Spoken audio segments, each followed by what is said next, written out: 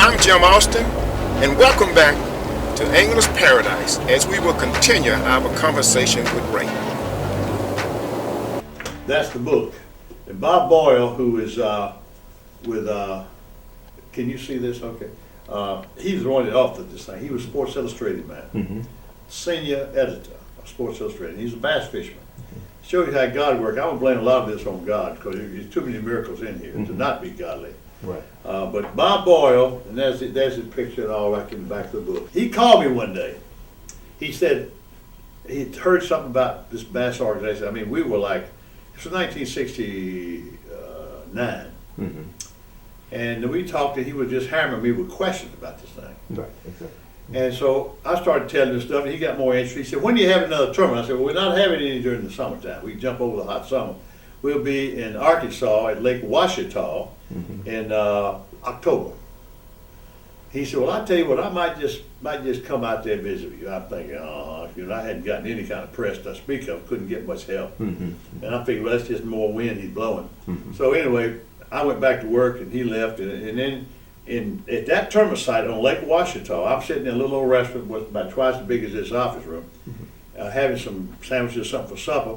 And I looked over there and the door opened and a little short, chunky looking guy came in with a great big heavy set guy with cameras hanging on his shoulders.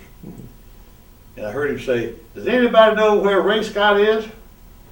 And I said, well, the law has caught me. My first reaction, don't nobody tell him. No. And I said, I am he. And he went over to introduce himself as Bob Boyle. And Bob Boyle and I, for the next 4 days, we were like this. And he was taking pictures and asking 10,000 questions.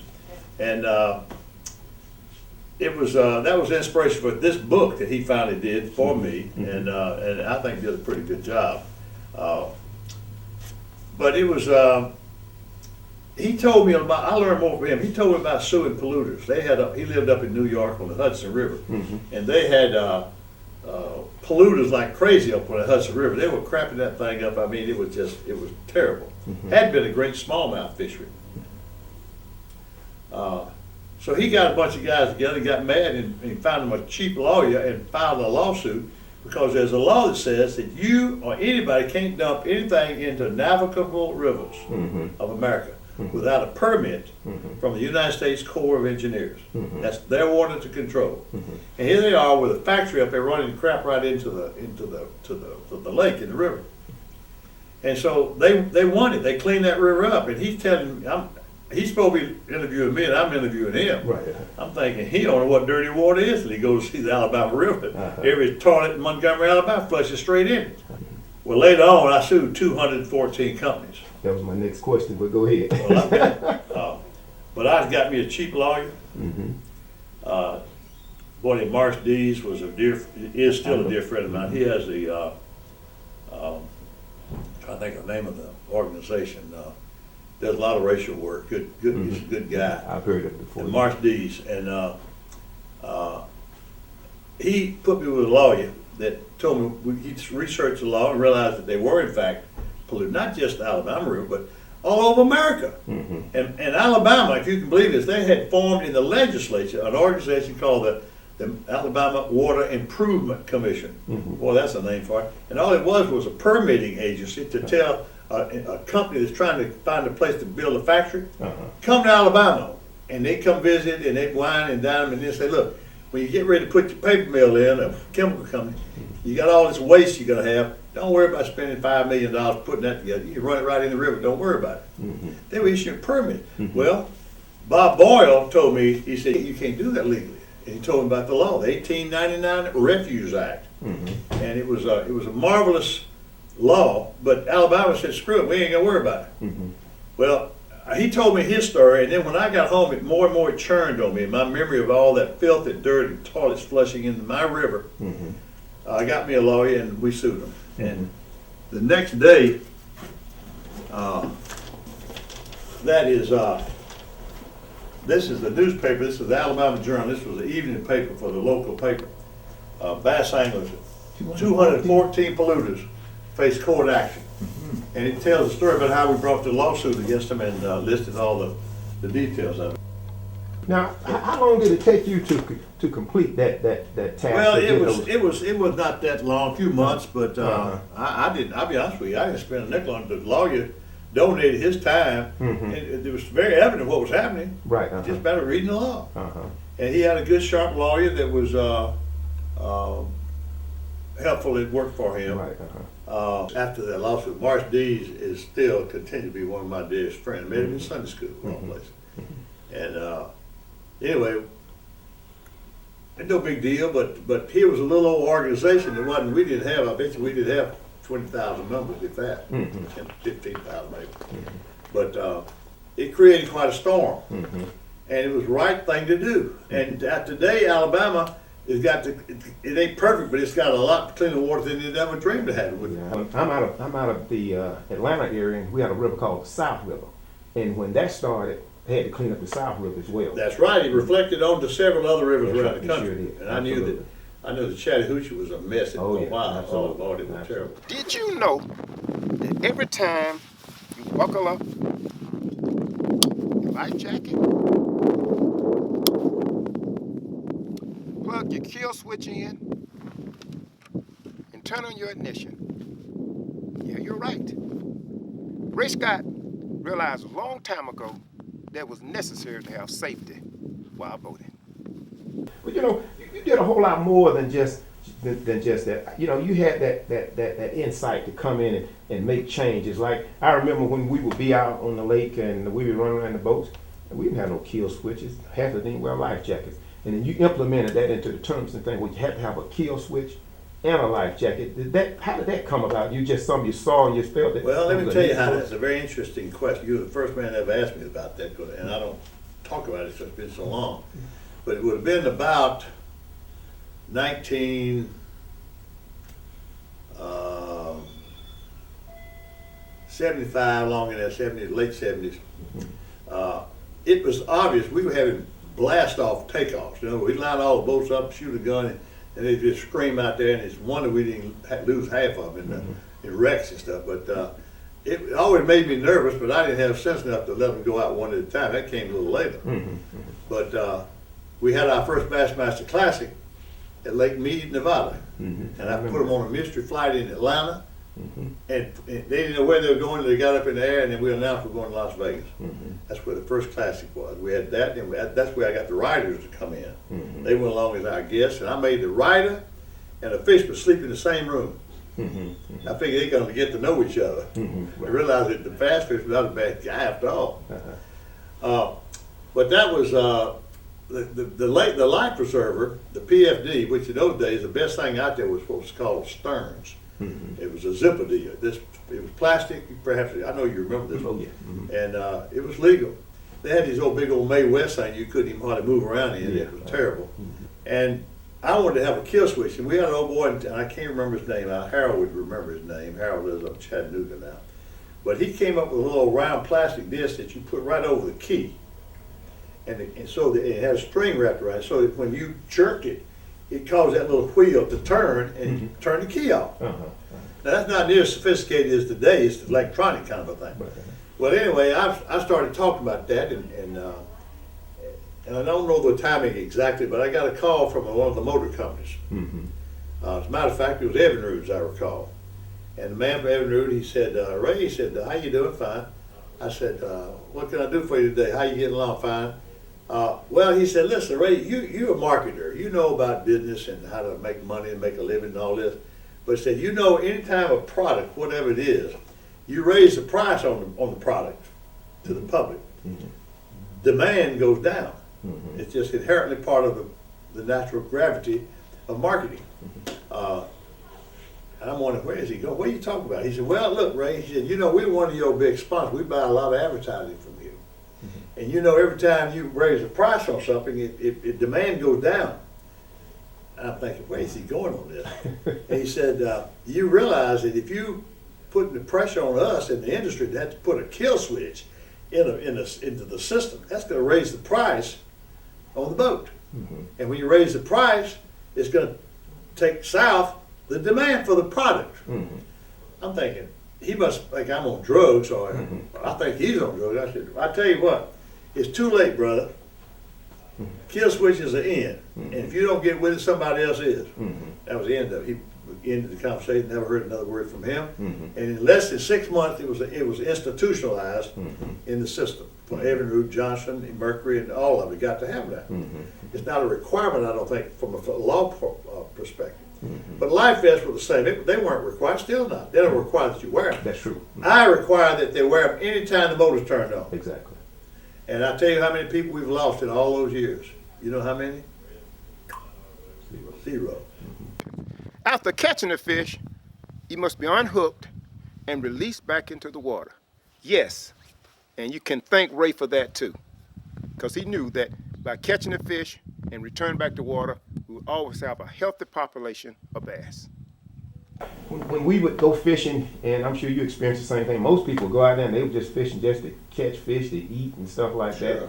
And but somehow or another, you felt, said, look, if they keep catching these fish the way they're catching, they're going to deplete the number of bass and won't be anything left for the next generation. So you implemented the catch and release. How did that go when you first put it in place? You're writing the book again. That happened on that score, and I give God credit for that. I didn't since I figured out it's good business. I mean, it was like going in a hamburger place and eating a hamburger and then give a guy a hamburger back. Right. That's catch and release. Right. Exactly. And what happened there? I had when I filed this lawsuit right here, it sued the 214 polluters in Alabama, and I might add we went on into Tennessee and to Texas as well. But shortly after this lawsuit was filed, I got a call from a guy whose name was Al Ellis. He was from Phoenix, Arizona. And he said, Ray, he said, you don't know me, but he said, I'm involved with the Federation of Fly Fishermen. FFF, Federation of Fly Fishermen. I'd never heard of them, but they were strictly fly fishermen for trout primarily. And he said, we've got to have a, they call it a fancy name, one convention, they got to have a conclave. I thought conclave, that's pretty heavy. Out in Aspen, Colorado. And said, I heard you give a talk to the outdoor riders group in Pensacola, wherever it was. He said, I want you to come out here to our convention at Aspen, Colorado, and tell us all about that and visit with us for a few days. And I said, well, I've never been to Aspen, Colorado. I think it can. He said, well, let me tell you before you come, I can't pay you nothing. I ain't got no money, and we can't even buy you a ticket. But we will give you a place to sleep and feed you while you're here. You take you fishing. I said, that's the best deal I've had ever offered in my life. I said, if I pay my wife's way, can I bring her? She said, oh, yeah. I said, shoot, yeah, man. So we went out there. Here again, blaming on God, because there's all this little mini miracles happen. So I went out there and I teased those guys about all that crap they wore, all the strings hanging off of them, and trout fish, they got tackle boxes hanging off of them, flies on the hat and all that. And I just give them a heck. Every banquet, I'd get up and tease them about what they did say. And the last day I was there, last full day, they took me fishing. I thought they never would. That's about the fourth day I was there. And when I told them, they caught a river. It wasn't much, probably 100 feet wide, if that. And about 6 or 8 guys went out there, and they were sprinkled up and down with this fly rod. And I'm a fly fisherman. I used to fish for brim mostly, a little bass, with popping bugs. And nothing happened for about 30 minutes, and everybody's fishing the heart out, nothing. And we waded out about crotch deep in the water. All of a sudden there was a sound. I was on the left end as you look at the lake, and down on the other end, this guy made this sound. This trout fisherman sound. Ooh-ha! Some sound, weird sound. I thought, what the heck is that? And everybody knew what that was, but me and I went with him down there, watched him fight this big old fish out there, like I say, about crotch deep. And he's fighting this fish, and finally got him in there from somewhere, pulled the net out of under his clothes some way, and scooped this fish up. That little old trout wasn't no more than 11, 12 inches long. That guy released that fish. And about 7 or 8 of them standing there watching him out there fighting that thing. And if I take it off out of the little net, he scooped him up with it. And you would have thought that they'd all found a $100 bill in the underwear. My Lord, they each high-five one another and carried on. I'm watching them celebrate this victory over this little puny 12-inch fish, the little trout. And on the way home with my wife, sitting in the cheap seats on Delta Airlines, going back to home, back to Atlanta and home, I just thinking about all that had happened, meeting the nice guy. I remember Hemingway's son. I don't know, I can't remember his name, but he was out there with that trout group, Federation of Fly Fish. Went from all over America. And I got to thinking, I said, you know, I've never seen grown men celebrate over a 12-inch trout. Wonder how they would have reacted if that had been a 10-pound bass. And that's when Catch and Release was born. I came home, and that was in October, and or September it was, and in October we had our last tournament of the year up on Table Rock Lake in Missouri on the White River. And I never will forget it, and I didn't even tell my staff. I had 5 or 6 people on my staff out there, and I hadn't even told them about this experience, but something said to me, crank it. Catch and Release has got to be. We were killing tons. I mean, I know at you following time we killed over 4 tons of bass, 3 tons of bass, over 6,000 pounds. Good. Killed them all, flop it, didn't waste them, gave them to charities, children's homes, nursing homes, whatever. But I can remember seeing a little old boy that was probably no taller than that, stand there looking at those fish. And that it just froze in my brain. And there was an old man with bib overalls on standing beside, must have been a granddad, I guess. And they were looking down and didn't say anything, but I could tell that they were looking at it with some trauma. These flopping, dying fish. Right. And that was, I don't remember the month, but anyway, I went back to, for you follow back to Montgomery. And no, I went to the tournament up in Cape Rock. And I said to these guys, and this was the last tournament of the year, I said, boys, let me tell you something. Y'all have done a great job, and congratulations to the guys that have won the money and the trophies. But I said, let me tell you something. We are doing something that ain't right. We are killing too dang many fish. And I want to tell you that our next tournament won't be till March on the Kissimmee River, Florida. No penalty, no gain, no profit for you, but I want you to try to keep these fish alive some way. And I'm going to build a tank. And this all happened as my lips were moving. 500-something gallon, it turned out to be 500-something gallon aquarium with windows in it. You don't remember this, but I remember seeing B.A.S.S got rid of the thing, but it was a beautiful way. And I said, I don't know how you're going to keep them alive. In those days, there were no live wells. Right. There were none. Those boys, we went down and had the tournament, and I gave them a little pre-tournament nudge. I didn't know how they could keep on a stringer. I didn't care, but try to keep them alive. They brought them in, we put them in the aquarium with these windows that people could look in there and see these fish swimming around. That was the birth of Catch and Release. Well, I began. And we got rid of the thing, they did, but B.A.S.S did, they got rid of the tank. But Catch and Release became an institution. And today, 98% is not uncommon in tournaments. That's right, exactly I'm telling you, it's incredible. It's just amazing, all the ideals that you employed into the world of fishing, how it has affected this game. I mean, it has kept this a healthy sport. It has kept people interested in the sport. I mean, it's just phenomenal how many people do all the things that you implement, and they just take it to heart, and this is like second nature. You just do it. Well, it was an instinct thing. I mean, the whole it was just, I felt like it ought to be done. I wasn't trying to save the world, but you know, your heart and your brain gets tangled up sometimes. And your pocketbook, you throw it in there, they even nothing. Exactly. You know, it's a lot of young fishermen that's come along. They don't really know how this stuff got started. So I feel like, it may be like small questions to some people, but it has a lot of importance to it because these are the things that have saved this industry, have saved the game of fishing. Now, Ray wasn't without controversy. 27 years ago, he was misquoted in the Macon Telegraph, an article that went viral. It appeared in Jet magazine and publications all over the country. But 27 years later, we've been given the opportunity to clear it all up. There's one other thing I want to talk to you about, and it wouldn't be complete if I didn't talk to you about it.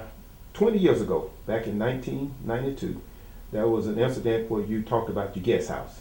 And I remember you even calling me.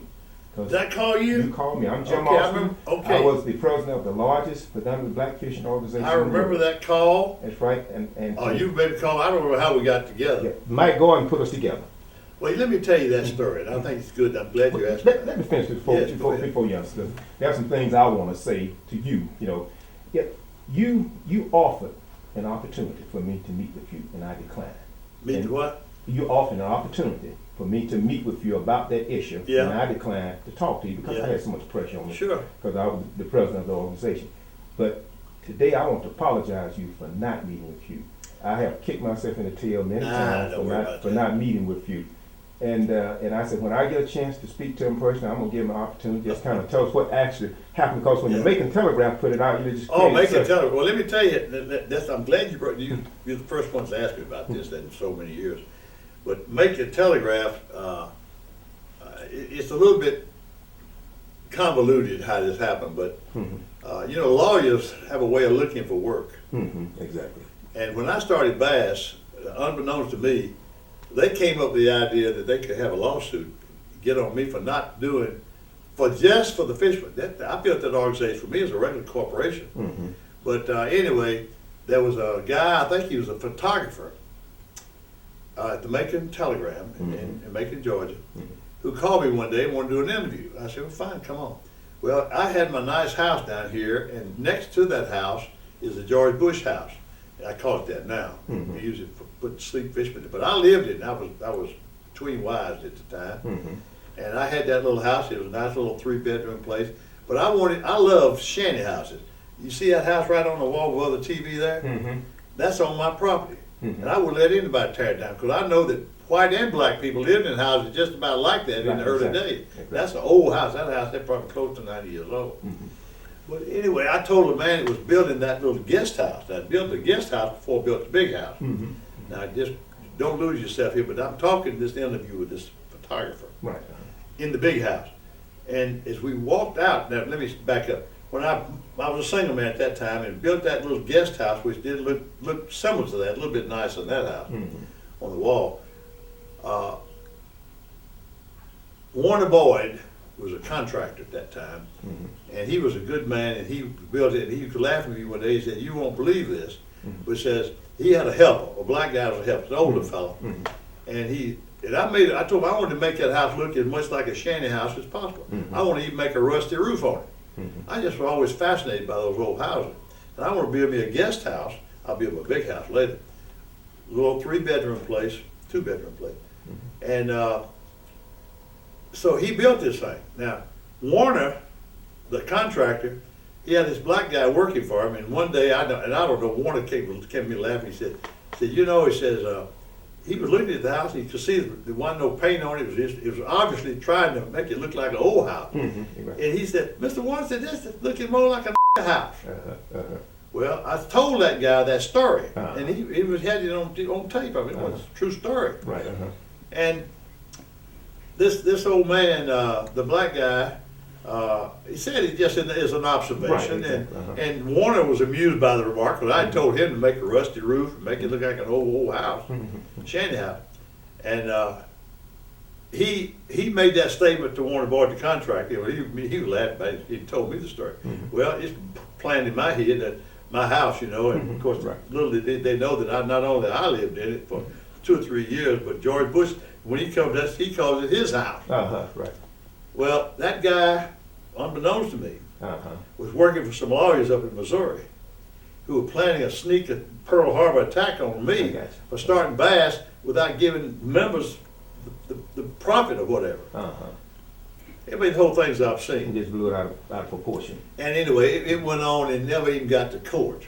It never got to court. But he ran that interview, he was taping me all the time, and which I didn't have anything to. I told nothing but the truth.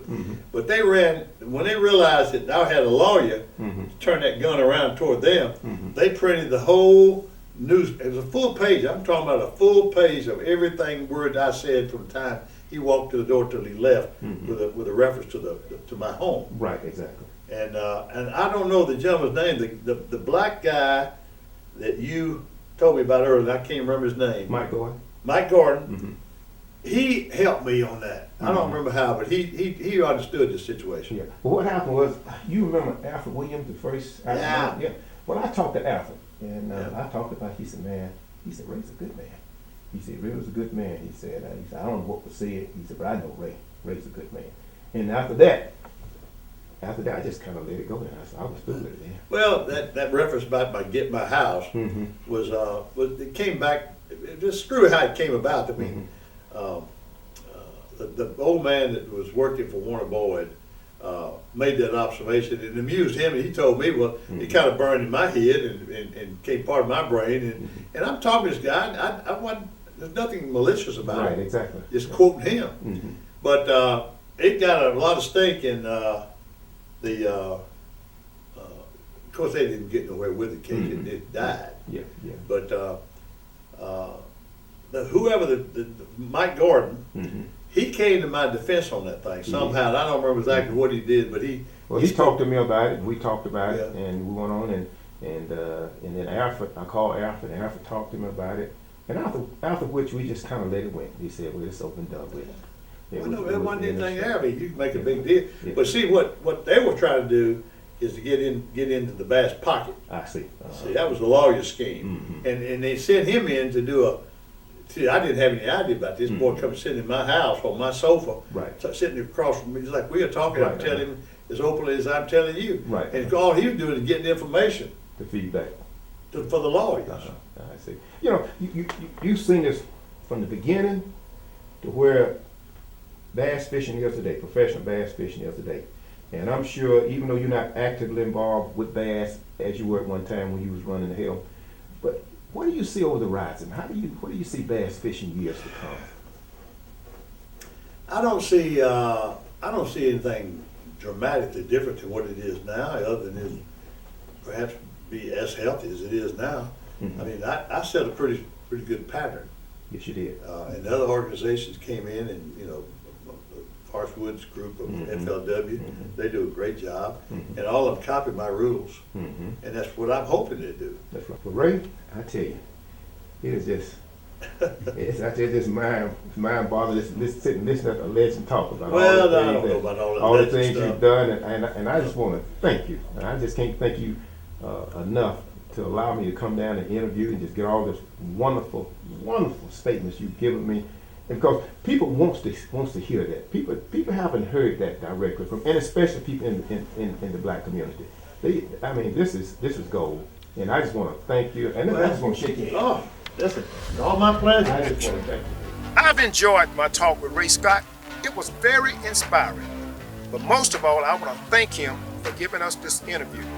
It answered a lot of questions about a misunderstanding that we had over 20 years ago. It was very genuine, and I feel real good about this interview. And I certainly hope that you have learned more about the world of fishing. So I encourage you to go out and purchase the B.A.S.S book, the inspiring story of Ray Scott and the sport fishing industry that he created.